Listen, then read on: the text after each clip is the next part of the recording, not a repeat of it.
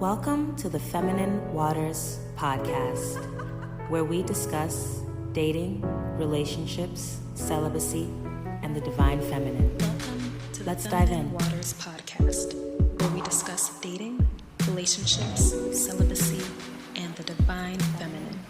Let's dive in. Where we discuss dating, relationships, celibacy, and the divine feminine. Let's dive in.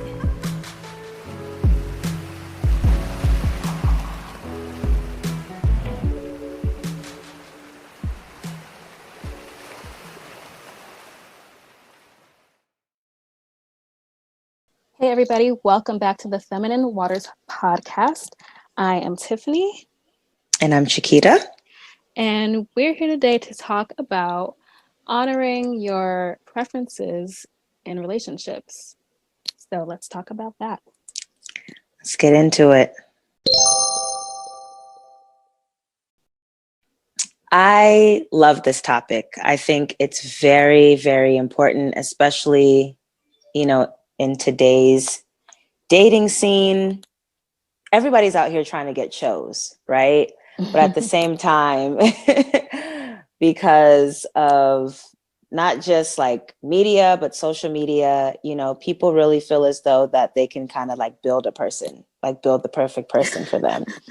And like, I'm not against that. You know what I mean? Hey, like everybody is allowed to desire what it is that they desire. You know what I mean? Now, are you going to get exactly what you want? Like all the boxes checked? Possibly not. And I think that you have to be okay with that. And I think that, you have to put yourself in a position where you're just kind of wearing things kind of loosely and seeing what might be able to just manifest, as we talked about a few episodes ago, manifest in your life. So, so let's talk about, let's talk about honoring these standards. It's funny because that you just reminded me of, I think it was like last year. I think my mom was trying to say, why don't, she wanted me to date this guy that seemed like he was always, every time I would see him, it seemed like he was flirting with me as like a friend of a friend. She's like, oh, he's a nice guy. And I was like, no, I don't like this. Like, that's not my thing. I don't like that about him. That's not my thing. He's a nice guy, but whatever. She's like, oh, well, he can work on this and I'm like, no. I was like, this isn't Build-A-Bear. Like, I'm not doing that. Like, no, I need him to come ready. So, yeah. But I do always think about also when you say somebody's not going to come with everything to a T, but like the whole like 80-20 rule, like you're going to get 80% of what you want in a relationship. So yeah, I always thought about that too. Yeah, for sure. So I decided to kind of break these things down a little bit because I feel like there are preferences, there's standards, and there's non-negotiables. And I feel like they're kind of used interchangeably. And I just wanted to kind of, set a little bit of a foundation so we can talk about each thing in depth. So I'll start from the things that I personally feel as though are kind of loose, kind of soft, kind of things that you can like, possibly let go of, or, it's not that big of a deal, to the things that like really matter and stand firm. So let's talk about preferences. Okay. These are the ones that I feel like are kind of loose. So I want to give examples of preferences. So I wrote a few of mine down. So my personal preference when it comes to the guy that I want to spend the rest of my life with, I would prefer for him to be 6 foot or taller. Okay. Now this is because I just love big men and I love to feel small in a man's arms. Like that's just, I don't know, to me, that's just like the ultimate comfort, like the ultimate protection. Like that's just what it is for me. Okay. One of my other preferences is for my man to be African. That is because I would like for him to be able to relate to my culture, my customs, And another preference is for my man to be talented. I'm just naturally attracted to talent. Like, even if you're the best knitter, Okay. Like you're just the person that everybody goes to. If you need something to be knitted, that's who you go to. Like I'm attracted to that, any type of talent. So that's what it is. Okay. So next are standards. Okay. I feel like these hold a little bit more weight. Okay. So an example of a standard would be the person should be emotionally available, right? Like nobody wants to be out here dealing with emotionally unavailable dudes. A lot of us have done it. Yeah. We know it's not the wave, so that's a standard. Another standard would be for the person to have a steady source of income. Okay. Yeah. If you are a woman who's bringing in income and you're a traditional woman who eventually wants to possibly continue to bring in income, but knows that, you prefer for your man to be the breadwinner, that's a standard that you would have. And then another one would be the person should make more money than you. Now, I'm not saying that these are like, this is what everybody should be thinking, wanting. I'm just giving examples, right? Of some of my preferences and some of my standards. I would prefer for my man to make more money than me. I just would, that's just it. So now let's talk about non-negotiables. Okay, these are the things that shouldn't be able to shake at all. The other ones I mentioned earlier, like possibly you could shift some things around depending on the person. Like for example, with my preferences, okay, I'm saying 6 foot or taller, but I've dated guys who were 5'9", 5'10". You know what I mean? It's because their personalities were dope. You know what I mean? But these are the things that kind of stand firm, are the non-negotiables. So my number one non-negotiable is he must be a Christian. That's very important to me because I believe that if he is a Christian, he'll be able to understand the importance of loving me the way Christ loved the church. And another non-negotiable is he must value family and legacy building. That's key, somebody who is excited to be a husband, somebody who's excited to be a father, who has a plan and a future for his family. And last but not least must be impeccable with his word. Okay. Like I'm not shaking on that. I'm not moving on that. I've dated too many liars, too many deceivers. I've been betrayed too many times. You know what I mean? I need a guy that says what he's going to do and actually does it on a constant. That's Amen. The only way I can feel safe. Yes. So there it is. Preferences, standards, and non-negotiables. I don't have anything separated like that, but I have like realized where I had this list before of things that I had in my mind that I was like, okay, I know I can ease up on this because this is not so important. So I guess that would be like a preference where like how I'm like a spelling freak. Like I always wanted someone who could spell. Like I just can't stand all those like stupid mistakes people make that you should know in 3rd grade, like there, and there. And but I had to really like sit with myself and be like, okay, does that matter in a relationship though? What is that? Like it doesn't bring anything to a relationship. Right. But, especially like now, like, I'm engaged to someone who is English is not their first language. But also he's like way better at spelling than I've seen some American guys. So okay. Yeah, that was something that I was just like, ugh, and I had to ease up on that. Yeah, you really have to know, like, yeah, I like the different categories because for me, I think a preference before, or a standard before, I guess, was someone who was kind of college educated because like that's just what you do. But then I realized I was like, I don't really care about that because also I know college is a scheme. That's how I see it. So like I feel like it's a whole setup, like a scam. But like for my cousin, my cousin, she's like so into like, I want somebody with higher education, and that should be her non-negotiable. But she's always talking to these dudes that are not like, who don't have that, and she's like, oh, but he's nice. I'm like, but you're still bothered by this and you bring it up every time. Right. And that's the thing, you have to be able to stand firm, like whatever it is, you know what I mean? And like you can't like wave in and out, because then you're confusing the universe. Like, it's like, what do you want? Like, you're telling me you want this, but you're still allowing this kind of guy in. So, you know, you have to have your vision set. You know, that's why I wrote mine down. And mind you, I wrote these ones down like just earlier today, you know, because they had kind of been circling in my mind, you know, for forever. And I was kind of, like I was saying earlier, like using them interchangeably, you know, but I think it's important, to set them and stay focused to them. Now, for somebody who, let's say, for example, you want a guy that makes more money than you. It's like, sis, all right, if you want a guy that makes more money than you, like, are you willing to, what strides are you willing to make sure that you meet that type of guy? Because like, you sitting down in your house is not going to allow that to happen. You being on certain dating apps won't allow that to happen, right? Yeah. So if your standard is to meet a guy who makes more money than you, so you have to actually make the effort.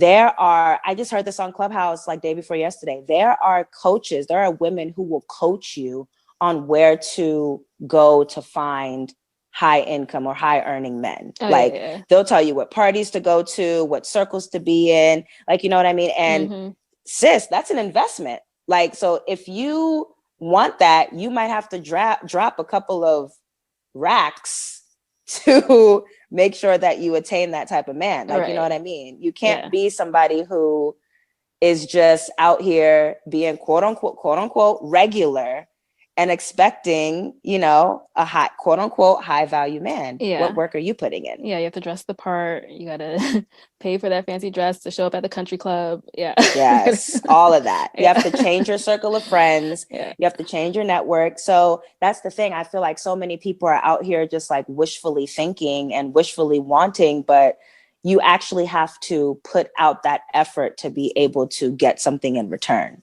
you know? Yeah. Less talk, more action. I mean, I've definitely, I used to watch, once in a while, I'll still dropping on her videos, like Crystal and Karazin, and she always has like tons of videos about that on YouTube. And watching that, I realized like that's not really like my thing. My standards and non-negotiables were just always things that are more like spiritual. So like I really don't care about that, because I'm really so like low key. I want to live off grid, live off the land, right? So that's the kind of guy I got. So yeah, amen. And for me, you know, for the longest time, guys making more money than me didn't matter. I think we talked about this in a previous episode, because I've historically dated guys who I made more money than and was in love with them, and we were cooling and everything was great, you know, but it came to a certain point where they started to resent me because they started to feel less than a man. And me having that experience and knowing that taught me that, okay, Chiquita, like, so the guy that you end up with, he should probably make more money than you, so you won't have that specific problem in your relationship again, because it definitely was a pattern. You know, so not all guys are the same, but I'm somebody who I like to learn from my experiences and, you know, and just seek wisdom in moving forward. So I'm like, I'm going to put it down, you know, universe. Hey, I mean, I'm going to at least put it down, you know, we'll see what happens.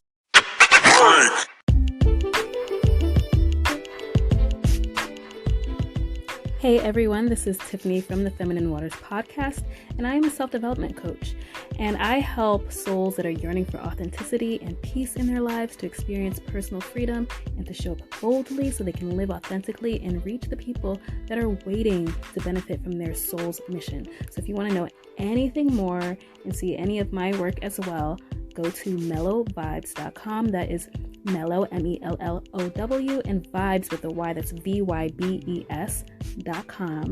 and check out everything. Hope to see you there.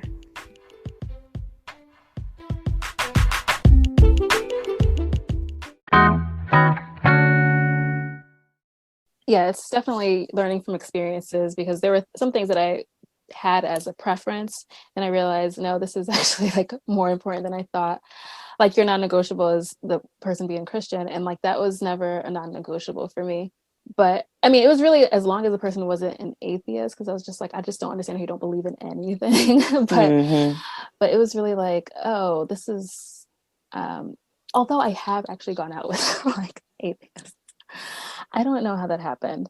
But at the end of it, one of them was like, oh, I became a Christian because of you. So like, okay, cool. Like Oh, that's beautiful. like I wasn't trying, but but yeah, I realized like that's more important than I thought. And somebody who would want to go to church with me sometimes and whatever, but so that I had to like then move up the list from having all these experiences. And a non-negotiable is always like, we'll wait for marriage for sex. So that made like, I mean, it's made dating very interesting, definitely. Because like the guys always are just like, okay, that's cool. I respect that. Always. But then they're still thinking that they're going to be the one that's going to like sway you in some way. It's like, no, like I'm serious. Of course. You know, it's so funny because women are the same way, right? Where a guy will be like, I'm not looking for anything serious. You know, I just want to kick it, blah, blah, blah. And the woman's like, okay. But deep down inside, she's like, no, he's going to fall in love with me. Like, I'm going to be the one to change him. It's like, sis, no, you're not. Trust me. There's no way you can ever change him. Like, he's going to do what he wants to do. And that's just it. So that's just a people thing. Yeah, we are the same in that way. That's funny. Yeah. I mean, I have had guys that really thought that they were going to marry me. So they were like, okay, well, that's cool. But then it's funny because then when the guys bring up marriage, it was just like, I realized I really didn't like them that much to be even talking about this. But it's really funny. I've had people tell me like, oh, you should just kind of compromise on this. And like, I don't know if you're really going to find somebody who's going to like wait. And it's like, there's no compromising on my body. Like, not at all. Like, no. If it doesn't happen, if I don't find anybody who's going to wait, then I'm just going to be by myself. Like, I don't care. Right. That's a non-negotiable. For sure. Yeah. That's a good one.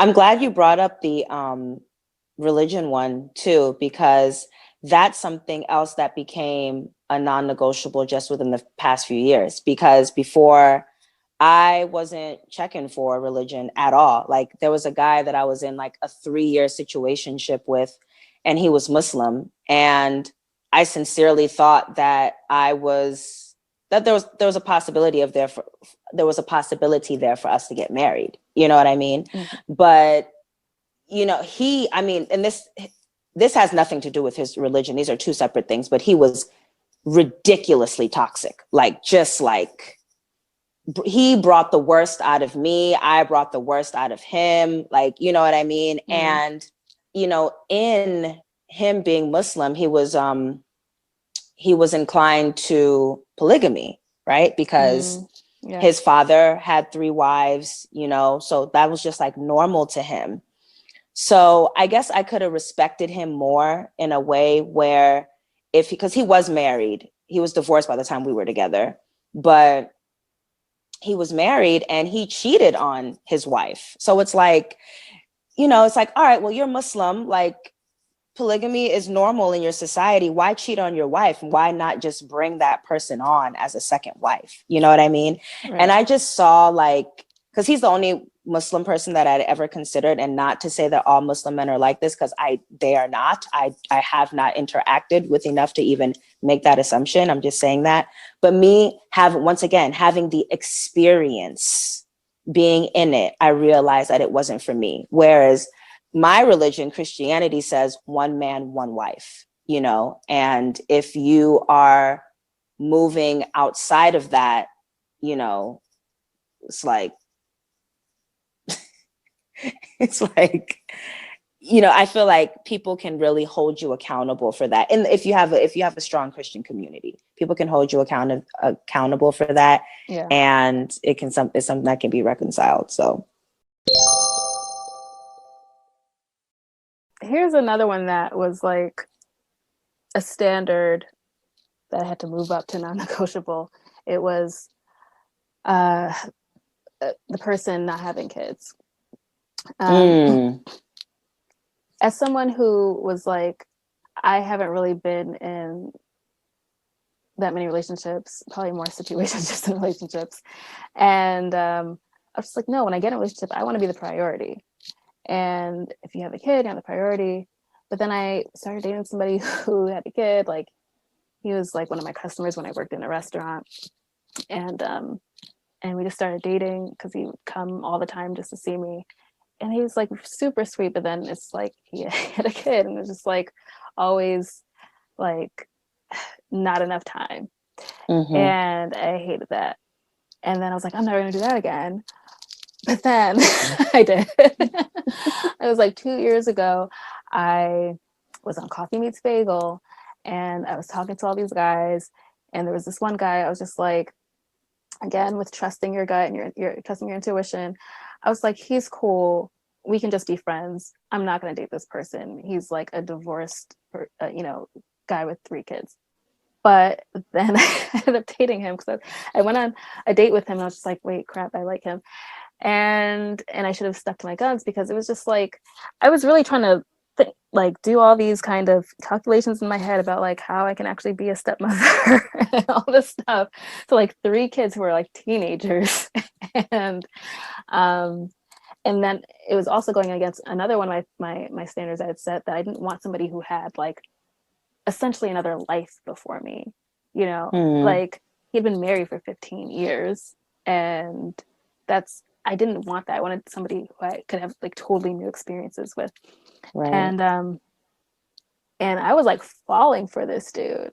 So, but it didn't work out. And like, thank God, because like I was really trying to talk myself into like these things that I didn't want, just because I liked him as a person. So that I had to move up to a non-negotiable. That's a good one. Yeah. That's a good one, especially, as a single person with no kids yourself, because, you're most likely just always going to be second. Yeah. Most likely, that bond is there, and you can't even fault the guy for, right. For that, for you coming second. So, yeah, so that's a good one. I think that it's important for women to realize that guys have preferences, standards, and non-negotiables too. And it is important to respect that. Like, just like how you want them to respect yours, you have to be able to respect theirs.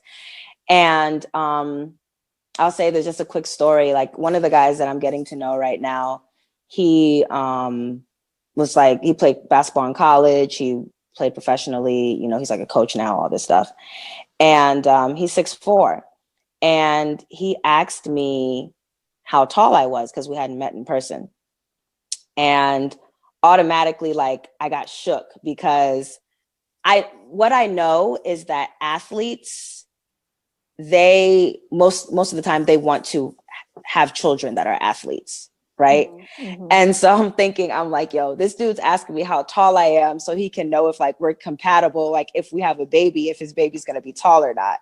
So I was like, really, like, I was apprehensive. I was like, oh, I'm so scared to tell him how tall I am, even though I'm not short. I'm 5'7", and I had sent, that was 5'7", and I was like, so nervous the whole time, like, yo, he's not gonna like me. I'm too short. He's not gonna like me. You know what I mean? And I had to get to the point where it's like, Chiquita, like, if he doesn't like you because you're too short, like, that's fine. Like, that's okay. Like, he's allowed to have his preferences. If he wants a girl that's 5'9" or 5'10" or taller, like, that is perfectly fine. But that doesn't mean that something's wrong with you. Yeah. And I think that that's what's important to understand too. Like, just because somebody doesn't appreciate you for who you are, that is perfectly fine. Like, the person that is supposed to appreciate you and want to be with you will be, but I just wanted to put that out there. I mean, I'm in the safe zone. Like, we're still getting to know each other. So I think like it's good he didn't cut me off because I'm 5'7", but you know, it was just funny for me to go through that. I was like, wow. So I thought I had standards or I had preferences. Like these dudes out here, they have preferences too. Mm-hmm. Yeah, I definitely have come across that where like my first love, who was in college, he would always just say some like random things about like, oh, are you gonna, or you should eat some more, and you know, you should put on some weight. And I was just like, what? Because I've always been thin. And clearly he just liked bigger girls. Like he started dating this after me. He was dating a you know, someone with more meat, and he married somebody who was thicker. And I was just like, okay, well then you shouldn't have been with me. Like just trying to get me to gain weight. I'm like, no. Like, that's funny. That is hilarious. I've been kind of guilty of that, kind of in a way where I am somebody who I like to help my men with like their fashion sense. You know, that's why honestly, like I just want to attract a guy that already knows how to dress, because that's important to me, because I love to get cute. I love to get fly. So I really want like that mirror image of me. But I think guys like that though. I think guys really like, I've heard people say that they like for their women to dress them. And I've seen so many guys upgraded because of their girls. I think they just like that. Yeah, for sure. For sure. That's something that I've done, and I've done it subtly, and I've always been appreciated, you know, for it. Like, you know, like, yeah, like you're the reason why I'm fly. Like my ex-boyfriend, one of the first guy I dated in Liberia, like he always, you know, tells me that. He's like, I'm fly because of you. Like, thank you. You're the one who did that. And I'm like, you're welcome. You're welcome. Yeah. So we can try to change people a little bit. And I think that that's okay, as long as, you know, it's in a healthy way and you're respecting people's boundaries. I think it's fine to try to tweak someone to try to be, you know, who you are attracted to, but him trying to get you to gain a bunch of weight, like, nah, come on. That's over the top. Yeah. Now, but let me ask you this at the same time, Tiffany, if you were dating a guy who was overweight, would you want him to lose weight? That I was going to say I could kind of understand him just because, well, I just wouldn't get with you if I just didn't want something thin. Right. But right. I don't like tall, skinny guys. I'm so grossed out. See, okay, I can't even say that because I actually did date this one tall, skinny guy. And I was just like, why am I with this person? He just, I don't know. He was just nice. But like, see, the personality will take you there. The Yeah. personality, you know, and that's why it's so important for us to sharpen our personalities. Yeah. Like that's something that I've been really wanting to do, like in this new year of life, is make sure that I'm keeping my personality or sharpening it, because COVID and like just some other messed up stuff that has been happening in the past 2 years have made me very like way more introverted than I ever was before. So I'm not socializing as much. So it's like, I don't even know if I can win somebody over with my personality right now. Yeah. Because personality counts. If you're saying you're grossed out by tall, skinny guys, but this tall, skinny guy was like really nice, then, you know, that says a lot. Yeah. Well, it was a combination of it. He was nice, but it was also like I was in this desperate stage of life. It's probably the most desperate I think I've ever been, because I was like 21. It was my senior year of college. I was 21, and I was just like, crap, like I've never had a boyfriend. Is there something wrong with me? And then like, whatever. He clearly was into me, and I was just like, oh, okay. Yeah. But yeah, I'm not into that. I think it's because it reminds me of like my dad and my brother. They're tall and skinny, and that just grosses me out. So I like guys with meat on them. My gosh, people would make fun of me, like my friends and my sisters would be like, oh, Tiffany likes fat old men. First of all, they're not fat. They just like, I like somebody meaty. I want somebody like, you know, you can grab onto. So like husky? Yeah.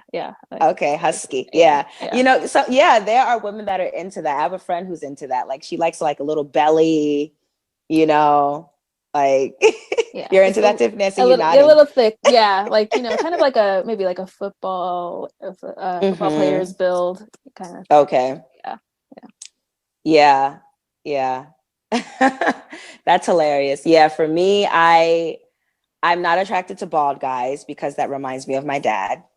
And I'm not attracted to like meaty guys because that reminds me of my dad, you know? So like my actual like type is like, I don't know, lean sounds kind of skinny, but like I like a basketball player type of build, like basketball player, soccer player, swimmer, like that type of body. Like that's what I'm into. I'm like, yes, that's exactly what I need. But I've dated guys who was super, super, super skinny, which I wasn't attracted to. But once again, the personality and the talent, he was really talented too. So that was another thing that attracted me to him, because talent goes a long way. Like, because I just feel like constantly like, oh my gosh, like you're so dope. Like, oh my gosh, nobody could do what you do. Like, you're so lit.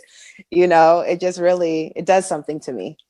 Yeah, let me tell you how this in college. One of my, I was in an a cappella group, and one of my, I'm trying not to say the name of my a cappella group, but anyway, one of my girls from the group, she ended up in this like relationship with this person who was in the male a cappella group. And she's like, how did I get here? Like, I was just like, I don't even think he's cute. He just can sing. It'd be like that. Yeah. It'd be like that. It'd be like that. Like, literally, like, I'm not going to lie. I've been some places sometimes and I've secretly judged people like, what is she doing with him? Or what is he doing with her? You know what I mean? Yeah. But you don't know the person's heart and what's inside of them. You know, that stuff that can be very, very, very attractive, and it counts and it matters. So yeah.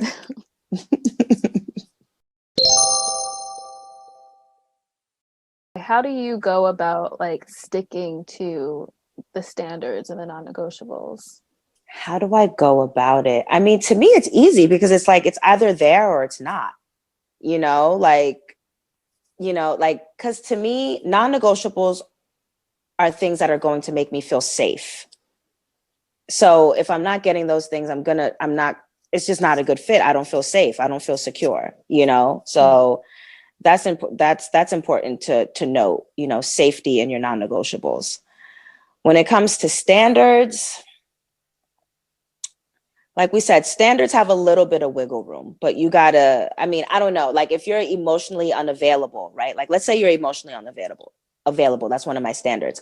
But if you're willing to actually go and like get help, like, are we going to therapy together? Are we, you know, finding a counselor, an advisor, you know, a mentor to like help us through this?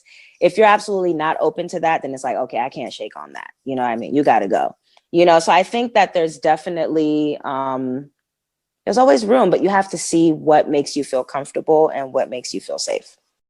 Yeah, I'm just thinking of like, there's so many, I guess what people would call pick-me's out here, and it's probably mostly from society, because there's so many people telling, you know, women to like settle, and like, why are you so picky, and who do you think you are that you whatever, and there's more women than there are men and all this stuff.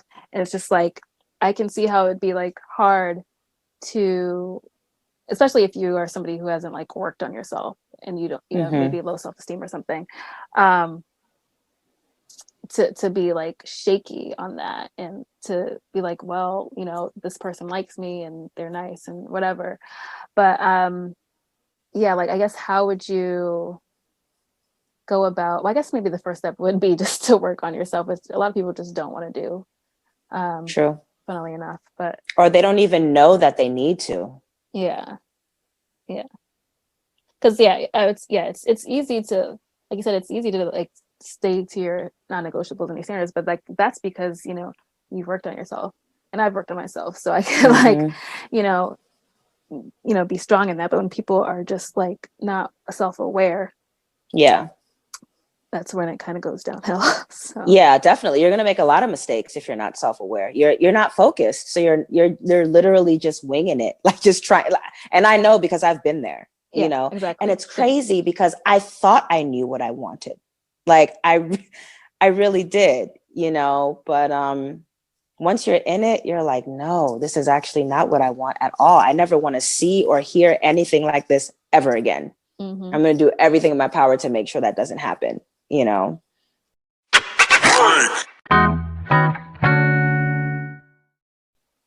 And I would say to like the people who are trying to stand firm in their non-negotiables and they're constantly told that they're picky, because I think we've all heard that, and especially like it's so hard to hear that from like people who are supposed to love you to tell you that Yes, you're girl. too picky. And it's just like, well, what do you think I'm Yes. supposed to have? If you think you're telling me my standards are too high, so how do you see me if my standards are too high? Oh, that's Because like, good.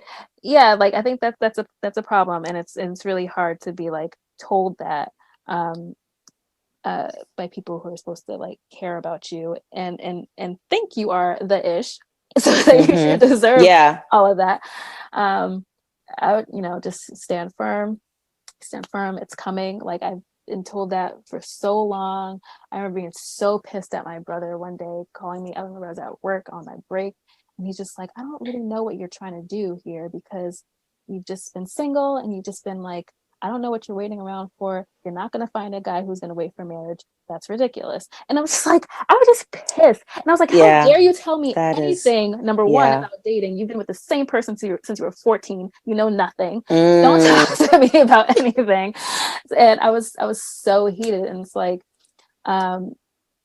things take longer, but you're going to find that it's going to be worth the wait. Like I have the person that I was literally waiting for, that I don't have to move on my non-negotiables and my standards or my like whatever, I said the spelling thing, but I don't have to move on like any of the important things. Like he's the perfect person for me. Yes, because you believed. Yeah. And you were focused and you knew what you wanted, and that's important. We talked about that earlier, weaving in and out of what it is that you want. Sis, if you have to make a list, if you have to journal this man out, you know what I mean? Whatever it is that you need to do to hold on to that belief, because just like you, people have told me, people who love me and support, apparently support me. They've told me that, I'm not what I want is a fantasy, or, I'm not going to find that, or, I'm doing too much, or I'm being too extra, you know what I mean? But the only person that has the final say is God. And that's it. And we have in-depth conversations about what it is that I desire. And I sincerely believe that he is the one who gave me these desires. Like I didn't like, right. I am who I am. I like what I like, you know what I mean? Because this is the way God made me, so I have to be able to attract that. And I believe that I will. Mm-hmm. And I like that you said about, writing it out and journaling it out, because I was just telling my cousin this the other day. She's like, you're probably the third person who's told me that I need to do this, so I guess I should. I'm like, yes, because I was like, we need to get on a Zoom or something, because I feel like you're just not going to do it unless I'm just watching you do it. Like, because this is, my same cousin who's like, has that standard of like higher education, but like will entertain people that don't have that and will be mad about it. And so I was like, yeah, write it out, like start scripting. And scripting, I would say, is like so important, because it's just like gets you into like how you want to feel in that situation, how you want to feel in that relationship. And like that's important, like really visualizing and feeling how you want to feel in this relationship. When it comes to scripting and when it comes to listing things out, make sure to be as specific as possible, because the mistake I know that I made in my last relationship, which, when I made my list, it was all about him being attractive and being fun and me having a good time with him and us laughing and, and he was all of those things. But I did not write down that he should be a Christian. And I'm just saying, once again, this is my preference, or this is my non-negotiable, I should say. Sorry. See, using it interchangeably again. Because, he was like, he had said it came out of his mouth that he was, but he wasn't moving like one. He wasn't disciplined. He didn't exhibit self-control. He didn't value man, one wife. You know what I mean? So it's like, I got everything else that I wanted that was like surface level stuff, but I didn't have the thing that I needed to like actually keep the relationship rooted. So be specific as possible. I think that's important to say. Mm-hmm. Yes, that links back to our manifestation episode. So if you haven't listened to that, go listen to it now. Like I said, stick to what you know is your non-negotiable, your standard. Again, preferences there's a lot of wiggle room for that, because you never know who God's gonna give you. I know there are some people who are like, oh, I want, like, he has to have blue eyes, and it's like, no, he doesn't. Right. Yeah. Right, exactly. Yeah. And nor does he need to be 6 foot or taller. Yeah. Yeah. Yeah, I'm so backwards when it comes to all the things, in comparison to other women, because like I never wanted someone tall. Like I wanted them to be below 6 feet, like 5'9", 5'10" is probably like perfect. And Why is that? because I don't know, because I'm short. Like, and I know like short women usually like tall guys, but I don't like that. It's not a comfortable position to be dancing in. That is funny, Yeah. Tiffany. I don't know, maybe because I always have on heels. So I mean, I've never dated anybody taller than like 6'2", you know. So like if he's like 6'7", you're right. I would have to think about that. Like, whoa, how am I gonna kiss you? Yeah. You have to like bend all the way down. But anyway, whatever. Yeah. The tall skinny guy I dated in college. Yeah, he was like, I think he was 6'2", and I was just like, ugh, this is just weird and uncomfortable. He would have to like bend way down to kiss me or like lift me up, and I was just like, I don't like Oh, this. that sounds fun though. I like being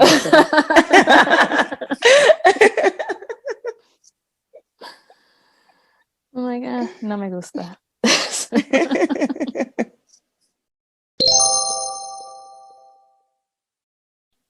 Okay. Well, ladies that are listening, make your list and check it twice. Yes. And, have faith, because whatever you desire is coming, as long as you don't settle. Settling is for the birds. Yes, it is. Yeah. Okay. Until next time. Catch you later. Bye.